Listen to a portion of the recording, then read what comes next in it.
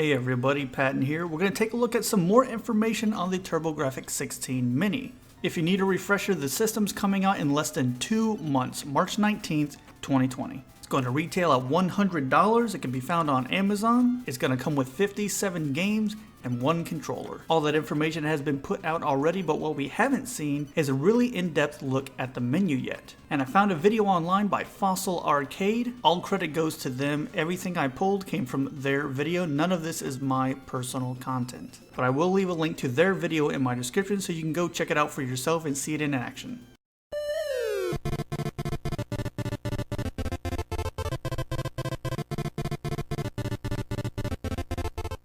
So here's a look at the main Turbografix 16 menu. You got the games laid out very similar to the NES and SNES Classic. And each game has a little jewel case for art, and that looks really nice. Right above the games, you have that line of small icons to show where in the list you are with the game that you have selected.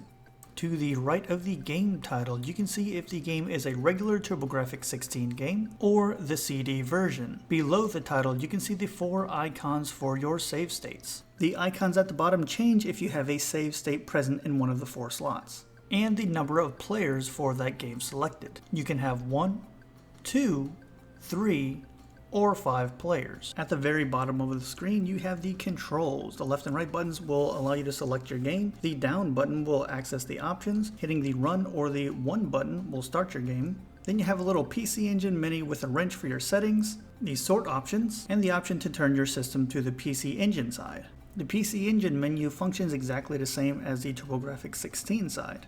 All the same functions are present, it just comes with a PC Engine theme, and the only difference is the type of game is listed to the left of the title instead of the right. And of course the icon in the bottom right is different to switch back to the Turbografix 16 Mini. The PC Engine side of things does have more game titles than the Turbografix 16. You have HuCard in purple. I'm not really sure what the difference is between the purple and the blue.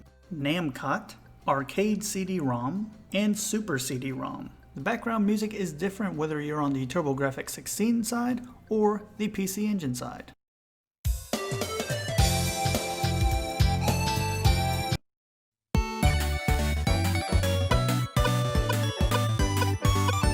So honestly, it's kind of like having both the Turbografix 16 Mini and a PC Engine Mini.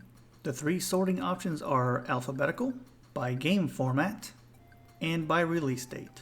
Here's a look at the settings screen where you have access to the user manuals, language selection, display settings, wallpapers, menu design, credits, and the ability to restore factory settings. You can hit the select button to read the copyright info. All the settings on here are pretty straightforward except for menu design. They didn't go into that one, so I'm not sure what that entails yet.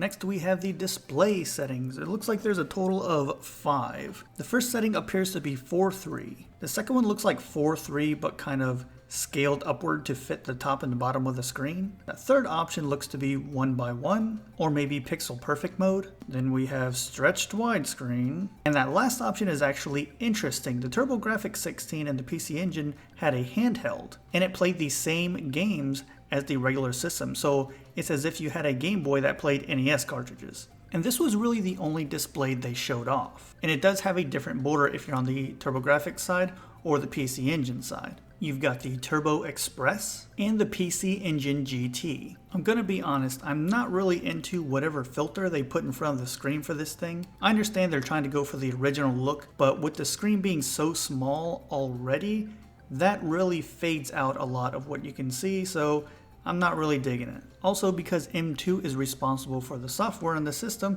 hitting the run button will add a CRT filter to your screen, as indicated by the little icon that pops up in the top right. So how does this filter look? Well, here's the game with the filter off. And now with the filter on. It looks just as bad as it does on the Sega Genesis Mini. Here's a look at the save state menu. We have 4 save slots available. Once you make a save state, you'll get a little preview screen under one of the slots, and that red light appears in the top right. A few of the borders that were shown off in the video. You have no border, this pixelated one with different designs for the controllers, a really nice looking red wire grid, a circuit board with a couple speakers, And I noticed this one for the Turbo Express, it's kind of like a wireframe globe sphere looking background. I don't know if this is accessible with the other options or if it's just specific to when you use this display. What really stood out to me about this menu was that they include a bunch of animations, not just the little PC Engine guys, you know, dancing around and walking around in the background, but when you switch systems, there's an animation. When you select a game, there's an animation. And you have a specific animation for when you're selecting a CD-based game.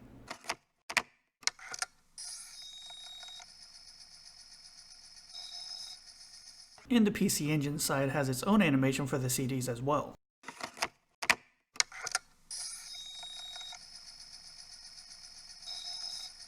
It looks like it's going to be the best one we've seen so far. It looks like it's got all the options that we're looking for from the mini systems. It meets the aesthetic perfectly, and it even goes above and beyond with all those little game animations and stuff like that. It really shows that Konami put a lot of work into it. I'm really looking forward to when the system comes out in March. I can't wait to play it. Let me know below in the comments what you thought about the menu. And that's all I got. As always, thank you guys so much for watching, and I'll see you next time. This is the part of the video where I thank those users who support the channel through YouTube memberships and Patreon. Eric Cologne, Jordy Alex, Mike Muniz, Sam Torres, Dor, Yaroslav Orudzov, Den Cardoso, Andre G, Randy Day, and Batman.